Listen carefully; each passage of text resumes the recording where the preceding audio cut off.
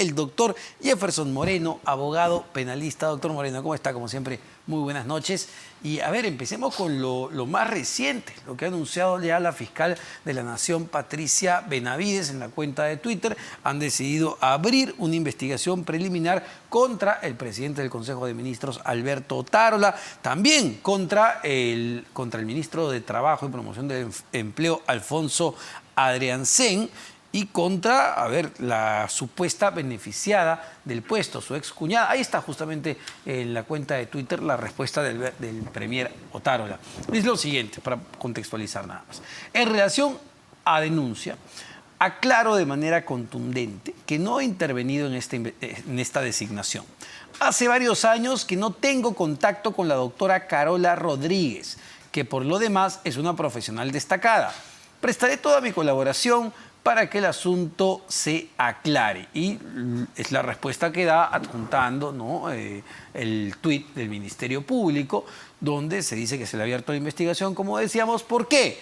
Como presunto instigador y autor, respectivamente, por el delito de colusión agravada. Colusión agravada. Para los que no somos abogados, quizá el término no nos sea muy familiar, y por eso, doctor Moreno, yo le pregunto, ¿qué significa colusión agravada? Buenas noches, Omar. Gracias por la invitación. A ver, ¿qué implica? En el Estado, el funcionario realiza un pacto con un particular.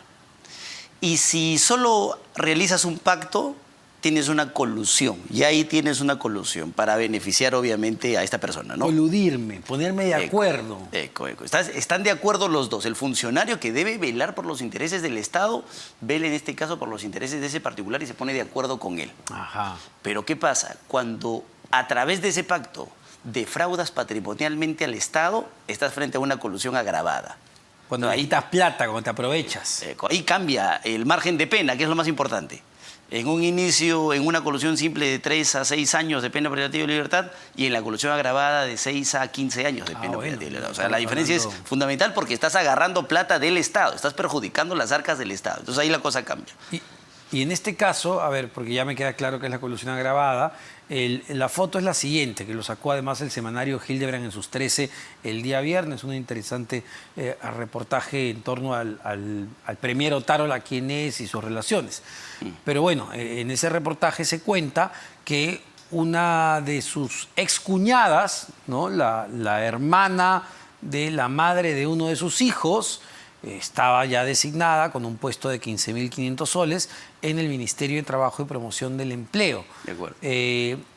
Esto, digamos, la foto podría calificar de colusión agravada, dado que se trata del premier, dado que se trata de su excuñada, y dado además, y es un punto importante, que el expremier no consigna a este hijo, es un buen dato. a este hijo en su declaración de intereses. Hay dos cosas que hay que analizar.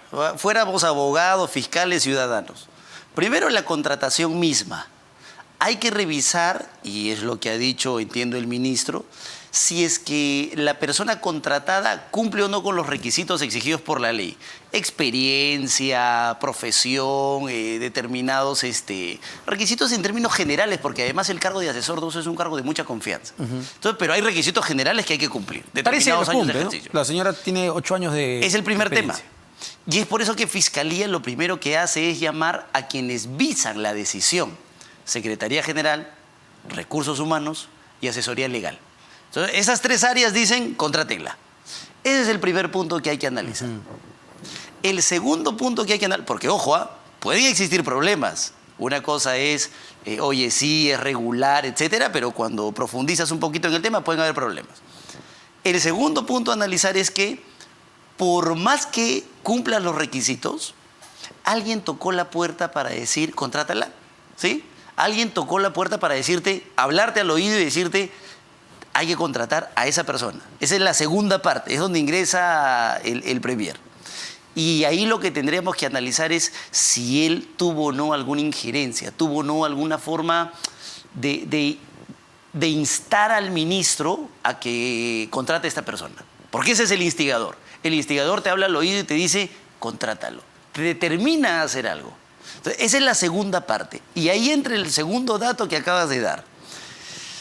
Uno de los temas que siempre hemos conversado es que nunca vas a encontrar, rara vez, en un caso, la prueba directa. Claro. El audio donde están conversando el premier con el ministro y donde dicen contratar. Entonces, partes de la base de determinados indicios que circulan por ahí y que te permiten llegar a esa conclusión. Aquí uno de los indicios es el tema de haber ocultado en la declaración jurada de intereses la vinculación con su hijo, que es justamente la persona que estaría vinculada con la persona contratada, porque sería su tía. Entonces, ese es un indicio que le permite a la Fiscalía decir: yo tengo que empezar una investigación. Y acá veremos qué está pasando, pero tengo que empezar. Porque yo lo único que necesito es una sospecha así inicial nada más, y en el camino voy descubriendo a ver qué ha pasado. Pero yo creo que esos son los dos puntos fundamentales, ¿no? Y no sé cuán importante sea que el hoy ministro de Trabajo y Promoción del Empleo, Alfonso Adriancén, Otro indicio. claro, él era su asesor directo de Alberto Tarola cuando ya era premier del Premier, y luego pues lo nombra. Y rota. Pero a lo Es que alguien voy. de mucha confianza, Exacto. hay mucho vínculo. Hay mucho vínculo. Está curiosamente el haber omitido el dato del hijo, entonces tienes un segundo indicio que te permite la investigación. O sea, te permite entrar. La fiscal de la Nación, por lo menos lo que se ha visto en este tiempo y en su periodo, al indicio, al elemento que da cuenta de la comisión de un delito, lo que dice es lo siguiente: esto se tiene que investigar. Y del otro lado recibe diferentes reacciones. Lo que ha pasado ahora es que tanto el premier como el ministro han señalado muy claro que van a colaborar. Entonces, entiendo que acudirán a la Fiscalía y brindarán sus descargos, seguirán la contratación irregular. Por ejemplo, levántese el secreto a las comunicaciones para ver si es que han existido llamadas, que obviamente deben haber entre un ministro y su premier. Sí, claro. Pero verificar si las llamadas coinciden o no con las fechas de la contratación. Levantemos, por ejemplo, el cuaderno de ingresos para ver si es que esta persona ha realizado o no visitas al premier o a algún asesor y luego ha pasado a hacer alguna visita al ministerio específicamente. Entonces ya la investigación te permite sacar ese tipo de datos, ¿no? Vamos a ver justamente lo que ha respondido también el ministro de Trabajo y Promoción del Empleo, Alfonso Adriancén. Ahí dice: el domingo explicamos cómo se dio la contratación de mi asesora. Si la Fiscalía Perú considera relevante aclararlo más, así lo haré. Yo no recibí ninguna indicación o recomendación del premier para designarla. A diferencia de otras oportunidades, en esta gestión no hay delincuentes, se defiende el ministro Adriancén.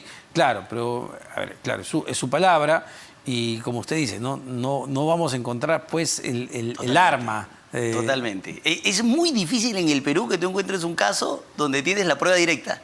El audio, el arma con la huella, la foto en el lugar de los hechos. Claro. Porque esos casos son normalmente los de flagrancia, pues, donde te encuentran con las manos en la masa. No.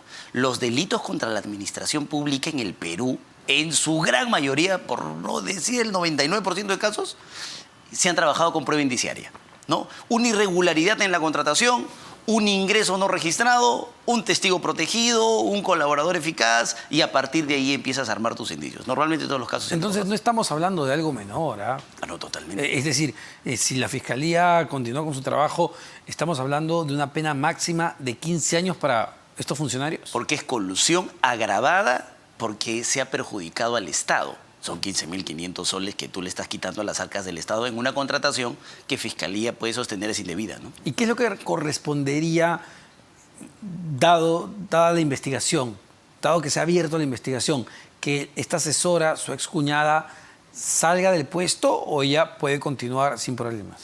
Puede continuar, no hay una limitación. Es recién cuando se pasa a la siguiente etapa, son 2 etapas de investigación. Lo hemos aprendido mucho con el presidente y con los últimos funcionarios. Hemos tenido una primera que son preliminares y una segunda que se llama investigación formalizada. De su nombre, es más formal. Recién en la segunda etapa es que se pueden tomar medidas como, por ejemplo, la suspensión de derechos o la suspensión en el cargo. Entonces, ahí sí podríamos entrar a un análisis en el que ya no puedes seguir trabajando. Pero mientras estés en preliminares es como que tienes el rumor, tienes la noticia y ahora toca confirmar mínimamente si es que el hecho ha sucedido y hay personas vinculadas. Ahora vamos, doctor, a otro caso que sí ya ha merecido incluso una prisión preventiva. Lo conversábamos la semana pasada. A ver, el Poder Judicial ha dictado 30 meses, 30 meses de prisión preventiva para Janet Navarro. Muchos todavía se preguntarán, ¿quién es Janet Navarro? Es la amiga del expresidente Pedro Castillo y sindicada como financista y asusadora de las violentas protestas en Apurímac y en Lima. Y la semana pasada aquí en RPP pasamos un audio donde se escucha a esta señora decir que tienen detenidos ya a policías y que hay que seguir con la lucha para liberar a Pedro Castillo. ¿Se justifica estos 30 meses de prisión preventiva? Absolutamente. Recuerden, 3 requisitos: que estés vinculada al delito, que estés vinculada al hecho, es lo que nosotros llamamos en los abogados graves y fundados elementos de convicción. Eso al parecer lo tienen claro. Tienes el audio, tienes un cuaderno donde se anotaban los gastos también, los pagos a algunas personas que participaban en marchas. Una cosa es el ejercicio legítimo del derecho a la protesta y otra cosa es recibir un pago para protestar. Muchos cuestionaban, y eso, el tema del cuaderno, porque decían, oye, pero es una hoja con apenas un gasto de 1.900 soles para gastos médicos. ¿Por qué es importante ese cuaderno? Pueden ser 20 soles, Omar, pero ¿qué te da como indicio? Otra vez, te da la capacidad de manejar dinero para controlar protestas. O sea, no es poca cosa. Ahora, ¿qué sucede? Tú has encontrado ese documento ahorita. Para eso tienes la investigación, que son 36 meses en los que vas a descubrir muchas más cosas. Esos 1.900 soles, esos 1.000 soles se pueden convertir en 50.000, en 60.000, en 100.000, porque el manejo de una gran cantidad de personas te da ese tipo de datos, pues. Alimentación, traslado, pago, salud, etcétera. Ya, pero me imagino, haciendo el balance de los indicios que tiene la Fiscalía, el escuchar un audio en la boca de la propia señora decir, tenemos detenidos a los policías, es muy fuerte. Y que te da otro indicio. El que una persona diga, nosotros ya tenemos detenidas a personas, te da en paralelo una autoridad, que es justamente lo que se imputa en el delito de crimen organizado y en este delito de disturbios que estas personas han realizado.